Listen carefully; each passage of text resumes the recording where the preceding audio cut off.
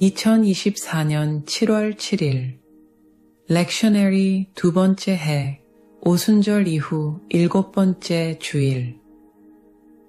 오늘 본문 말씀은 마가복음 6장 1절부터 13절 말씀입니다. 예수께서 거기를 떠나사 고향으로 가시니 제자들도 따르니라.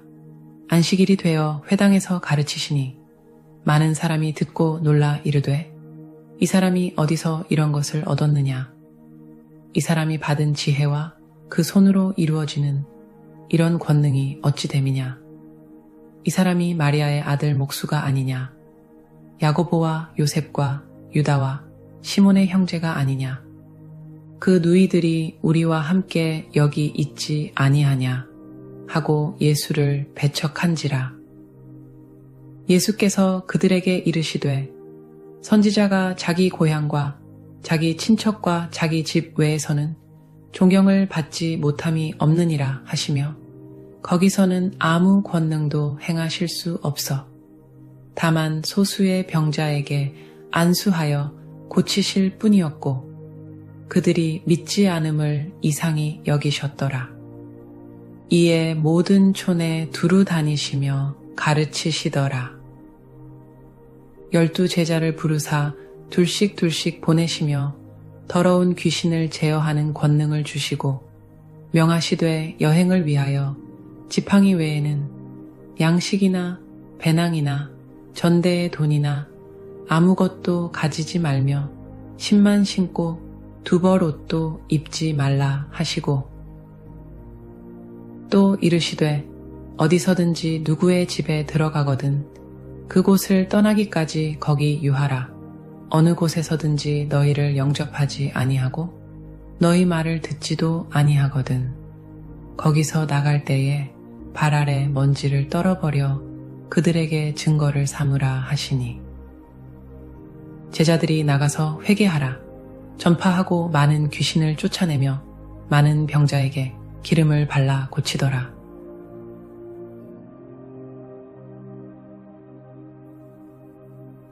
오늘 본문 말씀은 예수님이 고향인 나사렛에 가셔서 복음을 전파하시는 내용입니다. 예수님은 베들레헴에서 태어나셨지만 어렸을 적에 헤롯 왕의 핍박을 피해 이집트로 피난을 갔다가 헤롯 왕이 죽은 후에 나사렛으로 돌아와서 거기서 자랐습니다. 그래서 우리는 베들레헴 예수라 부르지 않고 나사렛 예수라고 부릅니다. 이전에 제가 예수님은 팔레스타인 땅 밖으로 한 발자국도 디딘 적이 없다고 말씀드렸는데 이제 보니 예수님이 아주 어렸을 때 외국에 가보신 적이 있네요. 얼마나 기억하고 있는지는 잘 모르지만 이제 고향인 나사렛으로 돌아와 회당에서 말씀을 가르치셨는데 아마도 나사렛 마을의 사람들은 예수님의 가르침을 처음 대하는 것 같습니다. 그런데 예수님의 가족을 너무도 잘 아는 터라 예수님의 진리의 말씀이 받아들여지지 않습니다. 아니, 이 사람은 스스로 일해서 하루하루 먹고 사는 우리와 같은 평범한 사람 아닌가? 어떻게 그가 선생이며 기적을 행하는 사람일 수가 있는가? 특히 사람들은 마리아의 아들이라고 했는데 당시의 유대 사회에서 어머니의 이름을 부르며 그의 아들이라고 하는 것은 아주 특이한 경우입니다. 원래 아버지 누구의 아들이라고 하는 것이 보통입니다만 아마도 여기에는 혹시 예수님을 평생 따라다녔던 소문, 즉 예수가 사생아가 아니냐는 것을 염두에 두고 하는 말인지도 모릅니다. 여기에 구체적으로 예수님의 네 형제들의 이름이 나옵니다. 우선 야고보가 나오는데 나중에 야고보는 예루살렘 교회에서 지도자로 큰 역할을 감당하게 됩니다. 그리고 야고보서를 쓴 사람입니다. 그런데 영어 이름은 제임스입니다. 대부분의 한글 이름과 영어 이름은 그래도 많이 비슷한데 이 야고보와 제임스는 상당히 거리가 있습니다. 그래서 챗GPT에게 물어보았더니 이렇게 답을 하더군요. 이번에는 한글로 물어보았더니 한글로 답을 하네요. 원래 히라버 원본에는 야고보의 이름이 라코보스라고 되어 있습니다. 이것이 라틴어로 번역이 되면서 라코부스가 되었다가 나중에 라코무스로 바뀝니다. 이 이름이 영어 성경에는 제임스로 자리를 잡았지만 원래 한국 기독교는 처음 천주교를 통해서 성경에 들어왔고 그래서 제임스라는 이름보다는 라크부스라는 이름으로 들어왔을 것입니다. 여기에서 야고보라는 한글 이름이 생긴 것입니다. 그러니까 영어 이름 제임스보다는 야고보가 원문에 더 가깝다는 말이 되겠습니다. 그리고 유다는 아마도 유다서의 저자일 것이라고 합니다. 유다서의 1장 1절은 이렇게 시작합니다. 예수 그리스도의 종이요 야고보의 형제인 유다는 부르심을 받은 자 곧 하나님 아버지 안에서 사랑을 얻고 예수 그리스도를 위하여 지키심을 받은 자들에게 편지하노라. 나머지 두 형제에 대해서는 현재 아는 바가 없습니다. 이렇게 가족의 이름까지 들먹이며 예수님을 배척합니다. 그래서 예수님이 말씀하십니다. 선지자가 다른 데서는 존경을 받지만 자기 고향이나 친척들 사이에서는 존경을 받지 못한다. 이 말씀은 당시 유대인 사회나 더 나아가서 히랍 사회에 떠도는 속담이라고 합니다. 그러면서 마가는 아주 위험천만한 말을 덧붙입니다. 거기서는 아무 권능도 행하실 수 없어. 잘못 해석을 하면 마치 무엇인가에 막혀서 예수님이 능력을 행사할 수 없는 것처럼 들릴 수 있습니다. 예수님이 능력을 행사할 수 없었던가요? 본문 말씀은 그런 뜻이 아닙니다. 마가복음은 특히 예수님은 믿는 자의 믿음에 반응하여 기적을 행하심을 많이 강조합니다.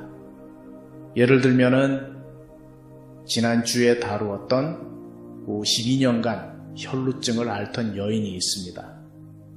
예수님은 그 여인에게 네 믿음이 너를 구했다고 말씀해 주십니다. 또 회당장 야이로의 믿음을 보시고 그의 딸을 죽음에서 일으키십니다. 이렇듯 예수님의 상대방의 믿음의 정도에 비례하여 기적을 행하시는데 나사렛 마을 사람들은 그런 믿음이 보이지 않습니다. 그래서 많은 기적을 행하지 않으십니다. 기적을 행하실 수 없어서가 아니라 사람들의 믿음 없음으로 인해 기적을 행하지 않으신 것입니다. 바로 뒤에 나오는 구절이 이를 뒷받침합니다. 다만 소수의 병자에게 안수하여 고치실 뿐이었고 그리고 예수님은 자기의 동향 사람들의 믿음 없음을 기이하게 여기셨다고 마가는 기록하고 있습니다. 아마도 이것은 예수님이 전혀 예상하지 못하셨던 것 같습니다. 그래서 나사렛을 떠나 다른 마을들을 다니시면서 복음을 전하십니다. 그리고 이제 처음으로 예수님이 사역을 위해 12제자들을 보내십니다. 그동안 예수님은 12제자들을 부르시고 사람을 낚는 어부가 되리라고 말씀하셨습니다. 그리고 24/7 같이 다니시며 가르치시고 기적을 체험하게 하셨습니다. 노방 전도를 위해서 준비를 시키신 것입니다. 여기서 이 보낸다는 단어에는 사절단이라는 특별한 의미가 있습니다. 즉 대통령의 명을 받고 한 나라를 대표하기 위해 보내어지는 사절단이라는 의미입니다. 이제 12제자는 예수님을 대신해서 사람들 앞에서 예수님의 특별 사절단의 역할을 하게 됩니다. 2사람씩 보내었다고 했는데 신명기 17장 6절에 보면은 증인 2-3사람을 세우라고 되어 있습니다. 그래서 전도하는 사람들은 2사람씩 가는 전통이 생겼습니다. 2사람씩 가는 데는 장점이 있습니다. 한 사람이 말씀을 전할 때 옆에 있는 사람은 영혼을 위해서 그리고 말씀을 전하는 동역자를 위해서 기도를 할 수도 있고 또 동역자가 필요한 것을 옆에서 도와줍니다. 예를 들면은 더운 날 생수를 준다든지 아니면은 전도지를 준다든지 등등. 사실 이단인 몰몬교와 여호와의 증인들은 꼭 두 사람이 같이 다닙니다. 혹시 길에서 하얀 와이셔츠로 멀쑥하게 차려입고 자전거를 타고 다니는 두 청년을 보시면은 거의 100% 몰몬교 전도자들일 것입니다. 이들은 2년간 전도 사역을 하는 것이 의무화되어 있습니다. 여호와의 증인들도 노방 전도는 의무입니다. 오히려 이단들은 전도를 영광스러운 의무로 생각하고 시간을 내어서 봉사를 하는데 이는 우리 개신교에서 본받아야 할 점인 것 같습니다. 그런데 예수님은 이들을 그냥 보내시는 것이 아니라 더러운 영을 쫓아낼 수 있는 권능을 주십니다.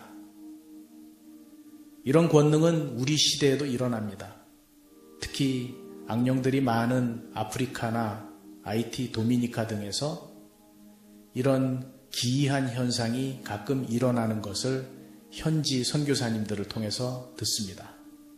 그러나 그것은 말씀을 전하는 사람의 능력이 아니라 오직 예수님의 권한이라는 것을 명심해야 합니다. 그리고 예수님은 제자들에게 이런 경고를 하십니다. 여행을 위하여 지팡이 외에는 양식이나 배낭이나 전대의 돈이나 아무것도 가지지 말며 신만 신고 두 벌 옷도 입지 말라. 어디서든지 누구의 집에 들어가거든 그곳을 떠나기까지 거기 유하라. 어느 곳에서든지 너희를 영접하지 아니하고 너희 말을 듣지도 아니하거든 거기서 나갈 때에 발 아래 먼지를 떨어버려 그들에게 증거를 삼으라. 미션 여행을 떠나는 12 제자들에게 요구된 것은 전적으로 하나님만 의지하라는 것입니다. 양식이나 배낭이나 돈을 가져가지 않아도 하나님을 전적으로 신뢰하라는 것입니다. 필요에 따라 하나님이 채우신다는 것입니다. 예수님은 제자들이 좋은 평판을 유지하기를 바라셨습니다. 그것은 복음 전함에 누가 되지 않도록 함입니다. 더 좋은 집이 있어도 머무는 곳을 바꾸지 말라고 하셨습니다. 만약 더 좋은 곳으로 옮기면 있던 집, 주인의 마음이 어떻겠습니까? 자존심도 상하겠고 제자들에게 미안한 마음도 들 것입니다. 그러니까 그러지 말라는 것입니다. 예수님은 또한 제자들이 전하는 복음이 모두에게 환영받을 것이라고는 생각지 않았습니다. 그래서 만약에 어느 곳에서든지 제자들을 영접하지 않아도 기죽지 말라는 것입니다. 비굴해지지 말라는 것입니다. 오히려 발 아래 먼지를 떨어버리라고 했습니다. 발 아래 먼지는 떠는 것은 유대인의 한 풍습입니다. 유대인들이 이방인 지역에 갔다가 유대 지역으로 돌아올 때는 이방인의 먼지를 떨어버리는 풍습이 있었습니다. 따라서 영접하지 않는 사람의 집을 떠날 때 발 아래 먼지를 떨어버리라는 것은 복음을 거절한 이방인 취급을 하라는 것입니다. 사실 명백히 보이지는 않지만은 복음이 전해졌을 때 구원과 심판이 같이 일어납니다. 복음이 받아들여졌을 때는 구원이 임하고 그렇지 않을 때는 스스로 심판을 받게 되는 것입니다. 물론 오늘날의 사회에서 그렇게 까지야 말을 하지는 않겠지만 복음이 전해지는 곳에서는 항상 이 둘 중에 하나가 일어납니다. 구원 아니면 심판. 우리가 심판하는 것이 아니라 스스로 심판을 선택하는 것입니다. 우리 사역자들에게는 정말 정신이 번쩍 들게 하는 경고의 구절입니다. 전도 집회에 한답시고 비즈니스 클래스 비행기를 타고 와서 최고급 호텔에 머뭅니다. 아침마다 깨끗한 새 와이셔츠를 기대하고 있습니다. 고급 승용차가 매일 아침 호텔 앞에 와서 대기하고 있기를 기대하고 있습니다. 모인 사람들이 적으니까 방송에 나가야 한다는 이유로 사람들을 한 곳에 모여 앉게 합니다. 전도 집회 일정이 끝나고 한국에 돌아갈 때는 명품 물건들을 가방에 가득 채워갑니다. 예수님의 제자들과는 정말 거리가 먼 사꾼 목사가 아직도 있더라고요. 유명한 부흥사가 왔다고 해서 무조건 쫓아다니지 마시기 바랍니다. 그리고 제자들은 정말로 나가서 예수님이 외치신 것처럼 회개하라고 가르쳤습니다. 귀신을 쫓아내고 아픈 사람들을 기름을 부어 낫게 했습니다. 이것은 예수님이 그동안 보여주신 사역과 꼭 같은 사역입니다. 즉, 회개를 선포하고 귀신을 쫓아내고 아픈 사람들을 낫게 하는 것입니다. 제자들의 독립적인 사역은 예수님이 부활하신 후에야 나타나기 시작합니다. 마가복음에는 자세히 나와 있지 않지만 비슷한 사건을 다룬 누가복음에는 사랑하는 제자들을 보내는 예수님의 마음이 자세히 적혀 있습니다.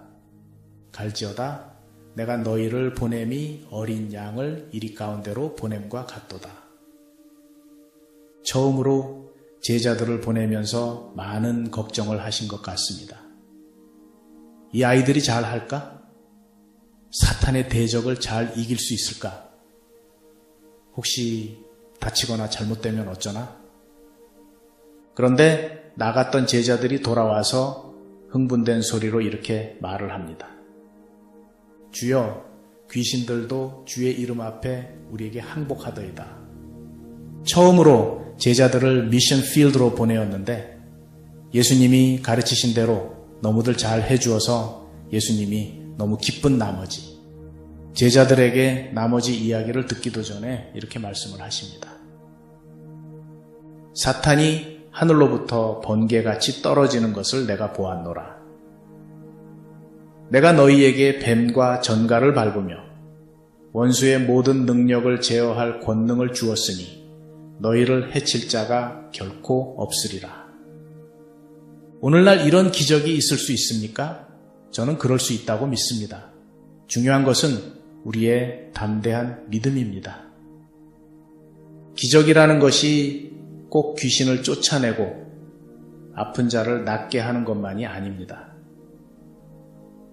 저는 제 주위에서 기적을 많이 보았습니다. 그렇게 바늘 하나도 들어갈 자리가 없을 것 같았던 사람이 어느 날 때가 되어 복음이 들어가니 변화됩니다. 그동안 미적미적 신앙생활을 하던 사람이 어느 날 갑자기 완전히 변화된 모습을 보여줍니다. 오히려 하나님에게는 이런 것들이 기적입니다. 그리고 우리는 그런 기적을 스스로 체험할 수 있고 또 우리 주위에서 목격할 수도 있습니다. 기도하겠습니다.